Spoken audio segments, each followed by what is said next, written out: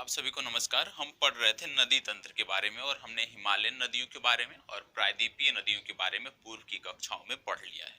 आज हम देखने वाले हैं हिमालयन तंत्र और जो प्रायद्वीपीय तंत्र है उसमें तुलना देखने वाले हैं कि किस प्रकार से आप हिमालयन तंत्र और प्रायद्वीपीय तंत्र को अलग अलग देख सकते हो, किस प्रकार से इन दोनों में आप अंतर देखते हो। इन सब की बातें समग्र रूप से आज की कक्षा में हम करने वाले हैं।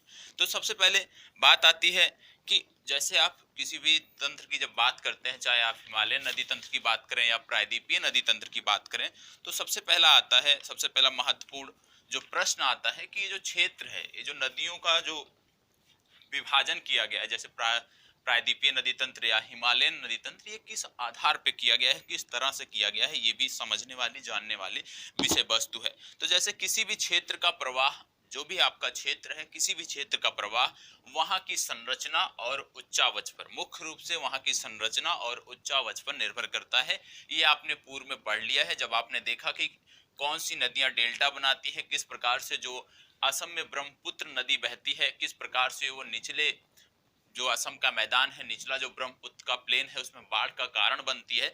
तो उसमें आपने देखा था कि नदियों का जो ढाल है वो कम हो जाता है, और जब ढाल कम हो जाता है, जो जो ढाल है आपका, वहां का जो उच्चावच है, जब उसमें अंतर आने लगता है, मतलब कि वहां का जो भूभाग है, जो मैदानी क्षेत्र है, इसका जो ढाल जब धीरे धीरे कम होने लगता है, तो जो नदियां हैं अपने मार्ग में ही अवसादों का निक्षेपण करती हुई चलती हैं। ये सारी चीजें आपने पूर्व की कक्षा में देखा है। तो कहने का मतलब, जब भी हम बात करें किसी नदी तंत्र की, नदियों के बहने की बात करें, प्रवाह तंत्र की बात करें, तो आपको दो चीजें याद आनी चाहिए कि जो प्रवाह तंत्र होता है, जो प्रवाह होता है, वो उच्चावच और संरचना पर निर्भर करता है, उच्चावच और संरचना पर निर्भर होता है। ठीक है। अब भारत में यदि हम देखें तो सबसे जो प्राचीन भूखंड है वो आपका प्रायद्वीपीय पठार है।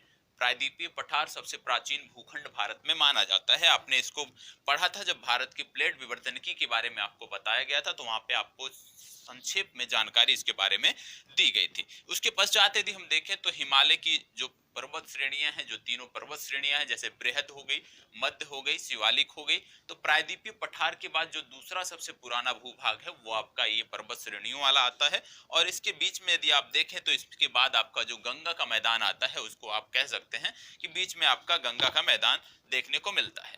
अब यदि हम देखें तो गंगा का मैदान कहाँ पे देखने को मिलता है, जो हिमालयी पर्वत श्रेणियां हैं और जो प्रायद्वीपीय पठार है, इन दोनों के बीच में आपको गंगा का मैदान देखने को मिल जाता है। अब यदि हम तीनों के प्रवाह के प्रतिरूप में अंतर देखें तो आपको तीनों के प्रवाह प्रतिरूप में अंतर देखने को मिलता है, लेकिन विशेष रूप से जो अंतर देखने को मिलता है वो हिमालयन प्रवाह प्रतिरूप में देखने को मिलता है, और जो प्रायद्वीपीय प्रवाह प्रतिरूप है वहां पर देखने को मिलता है।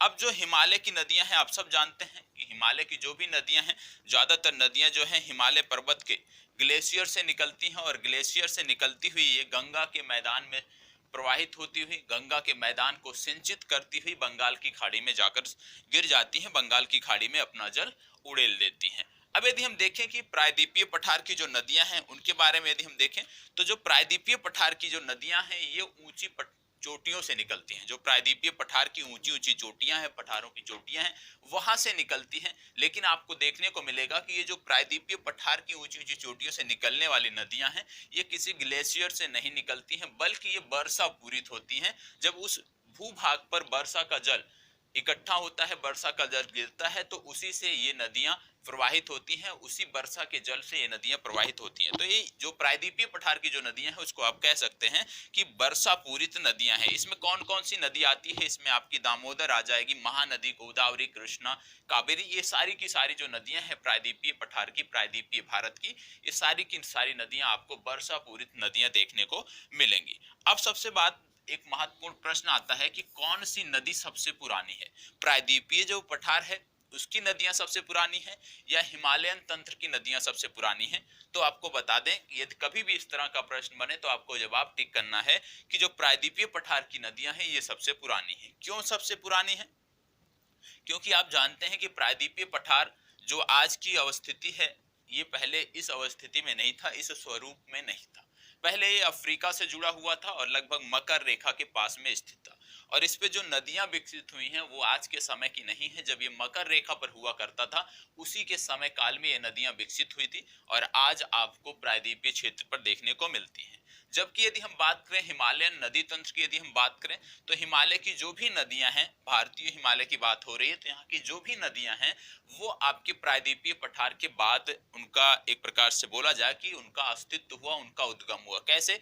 जब प्रायद्वीपीय पठार का भाग जो है टकराया था तिब्बत के पठार से, आप जानते हैं कि बीच में टेथिस सागर हुआ करता था, तो टेथिस सागर का जो मलबा था उसी से एक प्रकार से कहें कि जो पहले पूर्व में जो नदियां बहती थी, जो लाकर अपना मलबा टेथिस सागर में डालती थी, तो उसी मलबे से हिमालय का निर्माण हुआ है। हिमालय की जो चोटियां बनी है वो बनी है, लेकिन इसका 3 अलग अलग क्रमों में बनी है। जैसे एक सबसे पहले बृहद हिमालय, फिर आपका मध्य हिमालय, फिर आपका आता है शिवालिक। तो ये 3 क्रम में बनी है, 3 अंतरालों में बनी है। तो कहने का जो मतलब है कि सबसे पहले क्या हुआ कि जब चोटियां बनी, ऊंचाई इनकी बढ़ी, ऊंचाई बढ़ने के साथ साथ क्या हुआ कि ये चोटियां वहां की जलवायु के आधार पे क्या हुई, बर्फ आच्छादित तो होती गई, और जैसे जैसे ये चोटियों की ऊंचाई बढ़ती गई, वहां पे जो ग्लेशियर हैं, ग्लेशियर बनते गए, बर्फ आच्छादन जो था वो बढ़ता गया, और बाद में उन्हीं ग्लेशियरों से निकलकर ये नदियां बहती हैं। तो ये बात का क्रम है। तो सबसे पहले कौन सी नदियां बनी?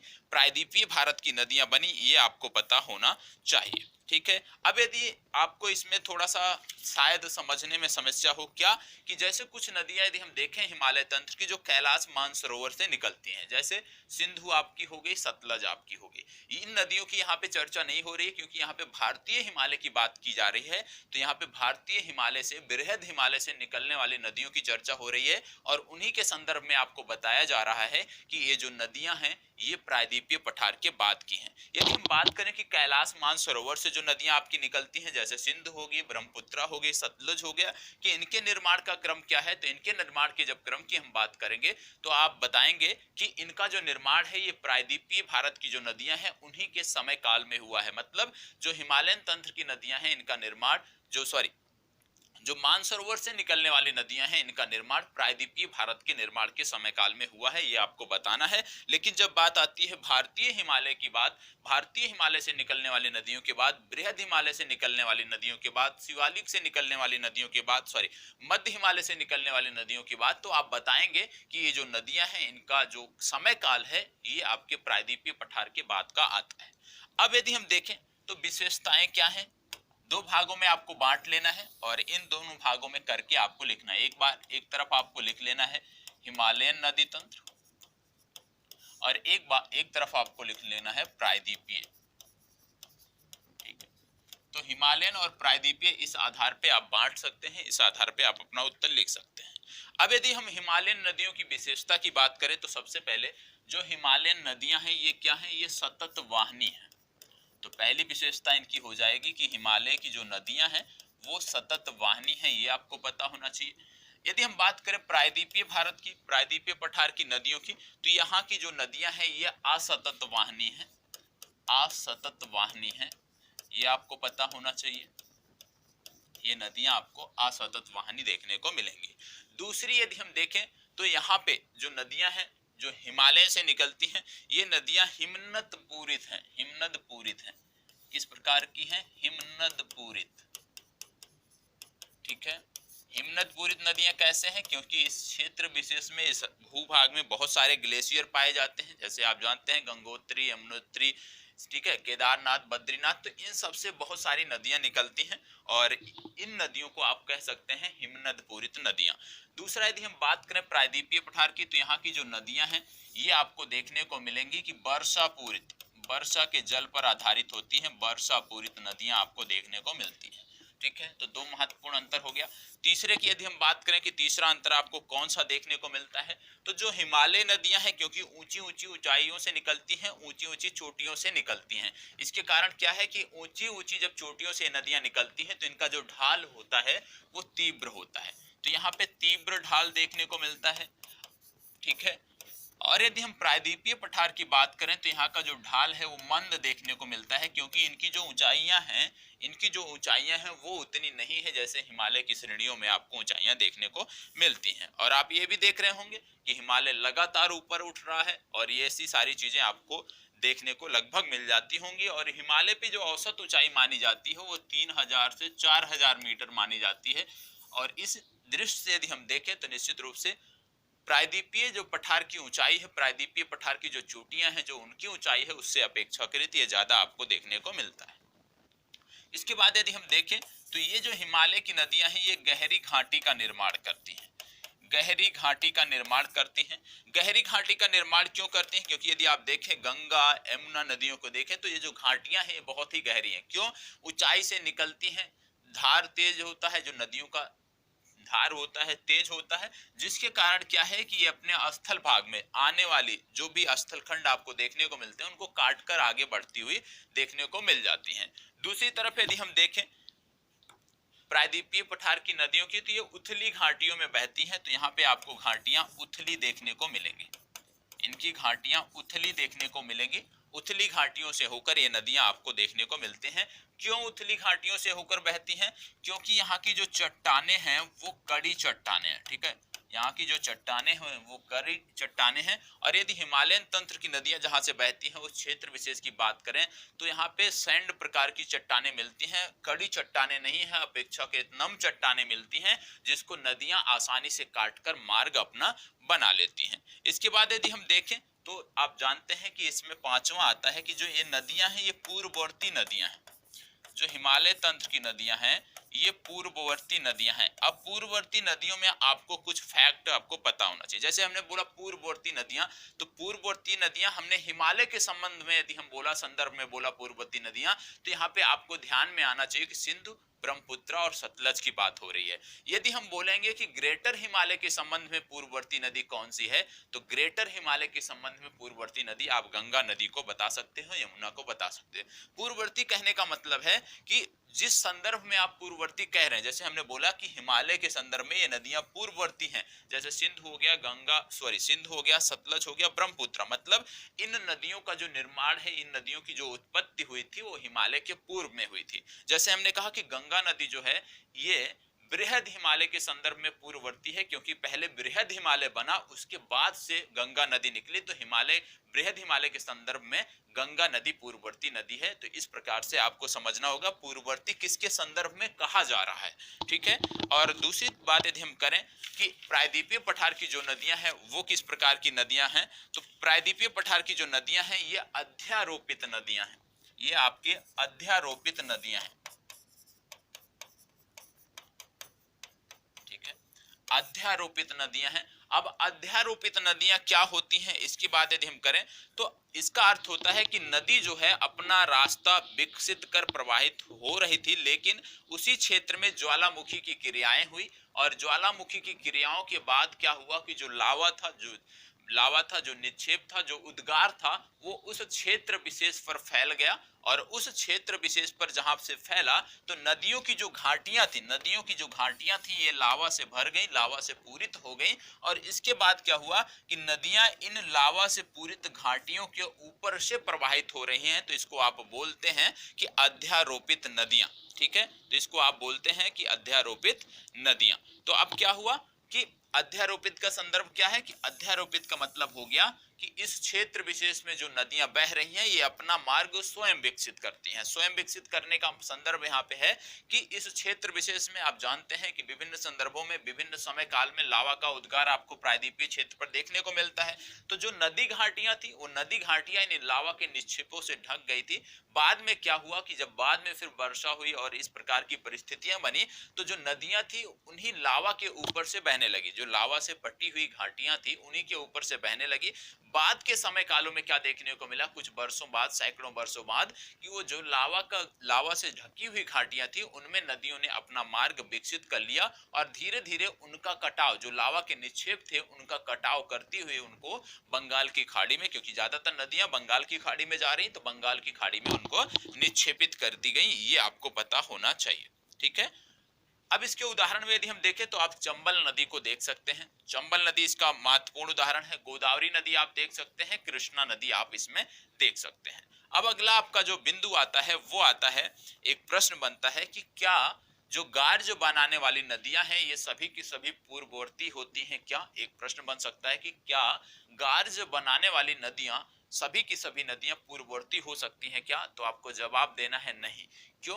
क्योंकि जो गार्ज बनाने वाली सभी नदियां हैं वो पूर्ववर्ती नहीं होती हैं। उदाहरण के रूप में आप देख सकते हैं कौन सी नदी, नर्मदा नदी देख सकते हैं कि यह पूर्ववर्ती नदी नहीं है लेकिन गार्ज बनाती है। दूसरा प्रश्न यदि आपसे पूछा जाए कि क्या सभी पूर्ववर्ती नदियां गार्ज बनाती हैं? जी हाँ, सत्य है, सभी की सभी पूर्ववर्ती नदियां गार्ज बनाती हैं। ये भी आपको फैक्ट के रूप में पता होना चाहिए। जैसे सिंधु नदी बनाती है सिंधु गार्ज, सतलज नदी बनाती है सतलज गार्ज, ब्रह्मपुत्रा नदी बनाती है कोरबा गार्ज। तो ये तीनों गार्ज भी आप उदाहरण के रूप में यहाँ पे लिख सकते हैं, बेहतर उत्तर माना जाएगा। अब इसमें यदि हम देखें तो हिमालय के संदर्भ में, जैसे मैंने बोला कि हिमालय के संदर्भ में जो अलग अलग समय काल की नदियां हैं, जैसे कुछ नदियां हैं जो बृहद हिमालय के संदर्भ में पूर्ववर्ती हैं, कुछ नदियां हैं जो मध्य हिमालय के संदर्भ में पूर्ववर्ती हैं। तो ये चीजें आपने समझ लिया कि जो नदियां मध्य हिमालय से निकलती हैं वो नदियां मध्य हिमालय के संदर्भ में पूर्ववर्ती हैं। जो नदियां बृहद हिमालय से निकलती हैं वो बृहद हिमालय के संदर्भ में पूर्ववर्ती हैं। क्यों? क्योंकि वो जहां से निकलती हैं पहले उस भूभाग का निर्माण हुआ, पहले उस स्थल खंड का निर्माण हुआ, पहले उस पर्वतीय भाग का निर्माण हुआ, उसके बाद नदियों ने अपना मार्ग बनाया है। तो ये चीजें आपको पता होनी चाहिए। अब यदि हम देखें तो हिमालय की जो नदियां हैं, हिमालय की जो नदियां देखने को मिलती हैं, ये बलुआ पत्थर का अपरदन करती हैं। हिमालय की जो भी नदियां हैं ये बलुए पत्थर का अपरदन करती हैं, क्योंकि हिमालय का जो निर्माण हुआ है, हिमालय का जो निर्माण हुआ है विशेषकर, वो यदि हम देखें तो बलुआ पत्थर से ही हुआ है। क्यों? क्योंकि आप देखते हैं कि पहले टेथिस सागर हुआ करता था और टेथिस सागर में नदियों का मलबा आया करता था और उसी टेथिस सागर के मलबे से हिमालय का निर्माण हुआ है। तो निश्चित रूप से जो निर्माण में, हिमालय के निर्माण में जो चट्टानें प्रयोग हुई हैं वो कौन सी चट्टाने हैं? वो वही बलुई चट्टाने थी। जो रेत होता था, नदियों का जो मलबा होता था, वही नदियों के द्वारा बहाकर उस टेथिस सागर में लाया जाता था और बाद में जब दोनों भूखंड टकराए तो उसी के ऊंचाइयों से जब ऊंचाइयां बढ़ती गई तो आपने देखा कि हिमालय का निर्माण विभिन्न संदर्भों में हुआ है। अब यदि हम देखें तो प्रायद्वीपीय पठार की यदि हम बात करें तो प्रायद्वीपीय पठार की जो बात करते हैं तो यहाँ पे दो प्रकार की आपको चट्टाने देखने को मिलती हैं। कौन कौन सी?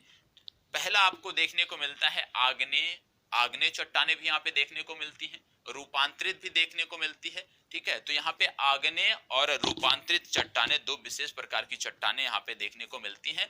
बलुआ चट्टानों की यदि हम बात करें तो बलुआ चट्टाने यहाँ पे देखने को नहीं मिलती हैं। और अभी आपने पूर्व में पढ़ा था कि जो प्रायद्वीपीय पठार की जो नदियां हैं ये अपने मार्ग को क्यों नहीं गहरा कर पाती हैं, क्यों ये उथली घाटियों में बहती हैं? उसका महत्वपूर्ण कारण था कि यहाँ की जो चट्टाने हैं वो अपेक्षाकृत हिमालय की जो बलुई प्रकार की चट्टाने हैं उससे कड़ी हैं, जिससे ये अपना मार्ग विकसित नहीं कर पाती हैं। और वहीं हिमालय के संदर्भ में क्योंकि बलुई पत्थर से बनी हुई चट्टाने हैं तो उनको आसानी से नदियां काट ले जाती हैं और देखने को मिलती हैं।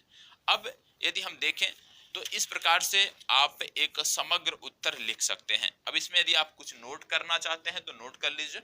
ठीक है, एक बार सारी चीजों को आप नोट कर लेते हैं तो अच्छा रहता है। यदि आप लिख लिए हैं तो कोई बात नहीं, लेकिन यदि नोट कर लेंगे तो आपका रिवीजन भी अच्छे से हो जाएगा, क्योंकि आप सबकी शिकायत भी रहती है कि नोट नहीं कराया जाता है। तो एक बार नोट कर लेते हैं। सबसे पहले पूर्व में क्या चीजें हैं वो आपने नोट कर लिया है। आज हम सिर्फ और सिर्फ यहाँ पे अंतर नोट करने वाले हैं। तो अंतर आपको नोट करना है कि क्या अंतर है। तो आपने इस तरह से दो भाग में बांट लिया, एक तरफ आपने लिख लिया हिमालयी भाग, एक तरफ आपने लिख लिया प्रायद्वीपीय भाग। अब हिमालयी और प्रायद्वीपीय में यदि हम देखें तो सबसे पहले हिमालय में आप लिखेंगे कि हिमालय से निकलने वाली समस्त नदियां सतत वाहिनी हैं। ठीक है, दूसरा आप लिखेंगे प्रायद्वीपीय में कि प्रायद्वीपीय पठार से निकलने वाली सभी नदियां असतत वाहिनी प्रकार की हैं। पहला अंतर आपका ये हो गया। दूसरा आप लिखोगे कि हिमालय की जो नदियां हैं, हिमालय की जो नदियां हैं ये क्या है कि हिमनद पूरित हैं।